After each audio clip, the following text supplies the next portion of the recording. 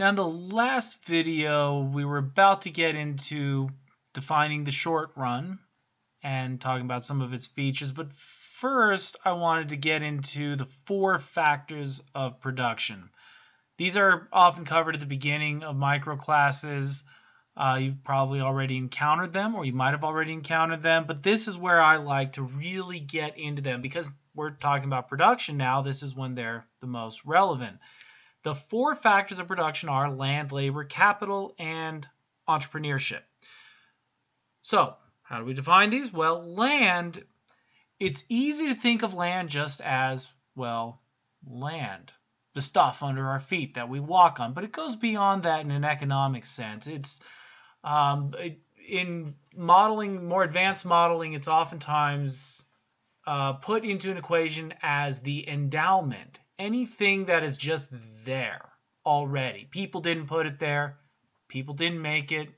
It's there and it'll be there if people just vanish off the earth. It's whatever we're essentially given to work with. Whatever is there that we can turn into something more. If we can make a rock into something useful, well, that's the rock is land. Water is land. Trees are land.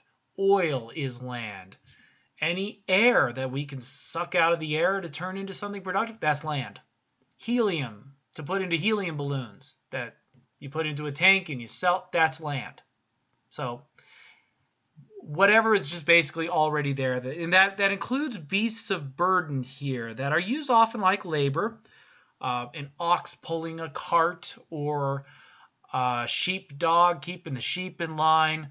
Those are actually, they're part of nature. They're land. They're not an artificial creation. They're not a human labor input. They're the things we use. Now, again, we're economists. We're not ethicists. We're not getting into whether animals are people too or anything like that. We're not making judgment calls. We're just defining things right now the way they're defined in most economics textbooks for the time being.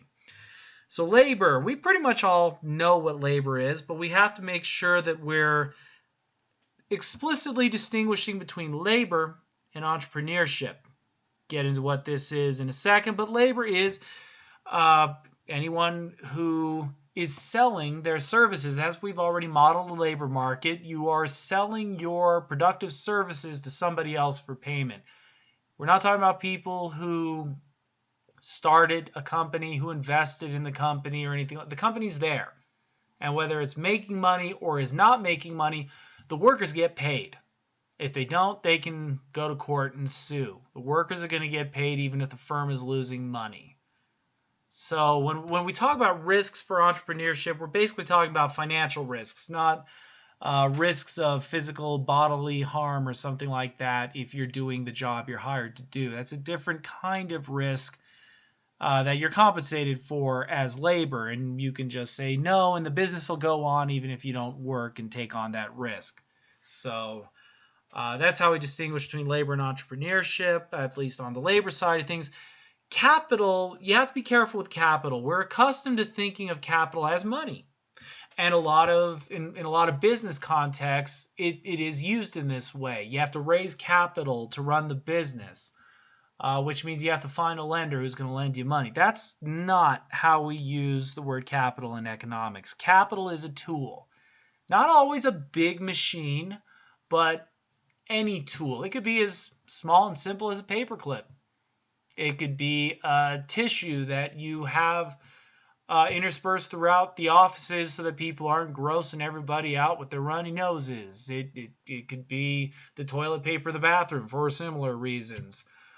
A pen that's used to write on things, the paper that's used to have the pen writing on things. It can be a truck that's used to anything that people made that is going to be used to create whatever good or service the firm is in the business of making. Now, a tricky thing here is, what is a building? This was a great question that we had on our exams at CSU when we had essay questions on exams that we never liked to have, but this is about the best use of the essay question that I think we did. There was the question, Which of the four factors of production is a building? It's obviously not labor or entrepreneurship, but of course, as expected, a lot of students said land. A building is land because you can stand on it. You can stand in it. It's sitting on land. It's not a machine, it's a building. Well, technically buildings are machines, but even if it's just a hut that was built to keep something cool while it needs to be in the shade or something like that before it can be brought to the next stage of the production process, it's a tool that was made by human beings. So a building, a factory, a warehouse, a storefront, those are examples of capital as a factor of production, not land. That's why this was created by human beings part is important. These are not created by humans. These are created by humans. If it's not created by humans, but it's used to help make things, it's land. If it's altered somehow or combined with other things by human beings to be that much more productive, it's capital. And then finally, we have entrepreneurship. Here we have two things that are people. Just like land and capital can be confused, labor and entrepreneurship can be confused. Everybody's working to make whatever the product is. Laborers and entrepreneurs are all working, and they're all people. So why do we have this distinct category? Well, it's because there's a big difference between someone who is selling their services for a firm that already exists, or maybe it's a startup. But if they leave, the firm doesn't necessarily, it's still there. They're one of the inputs. They're in the cost equation the profit equation. One of the costs is a labor cost. You have to pay your labor. The entrepreneur is not necessarily going to get paid. Only money that's left over after all the costs are paid for. Only then do the entrepreneurs get paid. And this can be a little tricky. We think of laborers as people working on an assembly line or something like that. People on the executive board of a company with their really high salaries, they are also laborers. They work for the company. They do planning and strategy and whatever else. In a perfect world, obviously. The entrepreneurs might sit on the board, but the key to making you an entrepreneur, you're not just organizing the other three factors of production. You might pay people to help you do that, but they are one of those factors of production when they're helping figure out what the other factors should be doing. The undertaking the risk part, the financial risk, this is the key distinction between an entrepreneur and the labor input. An entrepreneur will borrow money from people or sell parts of the company to people or put up some of their own savings in order to finance the company and make it work. If the company works, the entrepreneur wins. But if the company doesn't work out, laborers will get paid until their job goes away. But the entrepreneur is going to have to bear the brunt of the loss of the company. They're taking on the risk.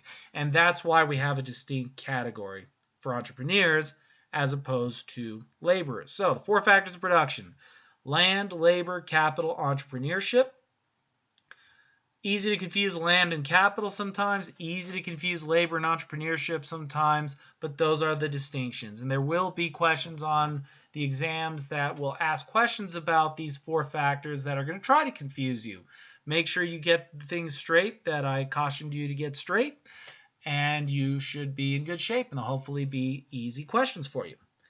So, moving on as promised to the short run. There's a short run and there's a long run. And the distinction between the two, it's easy to think that this is going to be based on time. The long run is a long time. The short run is not a long time, but that's not very precise, obviously. The long run could be years and it could be days. The short run could be years and it could be days. It is not a matter of time. It's a matter of what can you do in that period of time. If you can do anything in the period of time in question, you're in the long run. If you can't do just anything, you're in the short run. Maybe not the most sensible way of putting it, so let's go to this definition. The time period in which at least one input of production is fixed. but other inputs can be changed. What this means is if you open up a factory to make things, that factory is going to operate, and you can't just close it down or open a new one in a matter of hours. There's some commitment involved there, and there are some costs that you're incurring that you can't just get out of.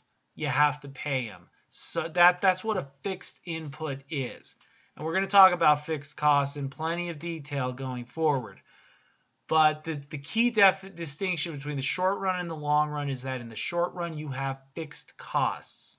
Something is at least one. It could be a lot of inputs. It could be just one. But as long as there's some cost that you're going to have to pay, no matter what your production level, you're in the short run. Actually, you're technically never in the long run. But we'll get to that. That is what the short run is. So, some of the things that you have, at least in the short run, if not in both the short run and the long run, you have total product. This is, we're getting a few more definitions in before really getting into everything. Total product, it's not really that fancy, but when we get into average product and marginal product, we need to know what the total thing is that we're talking about. So this is just the stuff you're making, however you're measuring it. If it's you're making one, you're producing things by the case. You're making first aid kits, an entire case of things. The total product is each case. Or if it's just the Band-Aids, individual Band-Aids, that's the total product. You have to be clear about the units you're measuring, but we're basically talking about a total amount of something that's being made. You put your factors of production together and you get output. That output is your product. So marginal product is what we're mostly interested in. Remember, marginal analysis is economic analysis. We want to know, should we do one more? Should we make the next leap, the next decision? In this case, should we produce one more unit of output? Well, you're going to want to know about the marginal product. Your total product, if you make one more unit, minus your total product if you don't make that one more unit. The difference between the two, divided by this L means labor.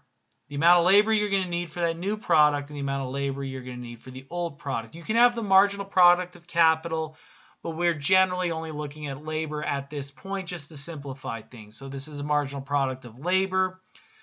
It's the change in your output with the change in labor. You hire some more people or you bring some people in for more hours. How much more output are you going to get? That's your marginal product. Like any other marginal equation, we could also put the Greek letter delta here, the triangle total product over triangle labor. But basically, new total product minus old total product divided by new labor minus old labor gets you the marginal product. Average product basically says at this level of labor, per worker, how much product are you getting? Pretty simple. And we use all of this to understand the concept of returns. But I'm going to get into that in a little more detail in another video because, again, want to keep these under 15 minutes. And this is getting to be about 15 minutes. So we'll get into diminishing, constant, and increasing marginal returns in the next video.